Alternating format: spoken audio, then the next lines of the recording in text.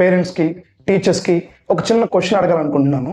ఏం లేదండి, మీ దగ్గర ఒక 1 లీటర్ వాటర్ బాటిల్ ఉందనుకోండి, అలాగే మీ దగ్గర ఒక 10 లీటర్స్ ఆఫ్ వాటర్ కూడా ఉంది, అండ్ నేను మీకు ఒక 2 సెకండ్స్ ఇచ్చాను. సో ఈ వాటర్ని దాంట్లో ఫిల్ చేయాలి. సో 2 సెకండ్స్లో మీరు ఎంత వాటర్ని ఫిల్ చేయగలరు చెప్పండి? ఎస్, మీరు అనుకున్నది కరెక్ట్. జస్ట్ ఏదో ట్రై చేయాలి కదా అని చెప్పేసి 10 లీటర్స్ని ఒకేసారి వాటర్ బాటిల్లో ఫిల్ చేయడానికి ట్రై చేస్తారు. ఏమవుద్ది, కొన్ని డ్రాప్స్ని కూడా మీరు దాంట్లో ఫిల్ చేయలేరు కదా.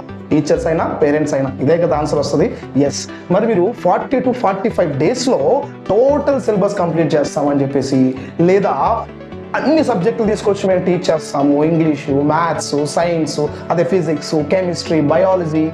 సో మీరే అర్థం చేసుకోండి, ఇది నిజంగా పాసిబుల్ అవుతుందా? సో మన దగ్గర ఉన్న టైం చాలా తక్కువ, సిలబస్ చాలా ఎక్కువ.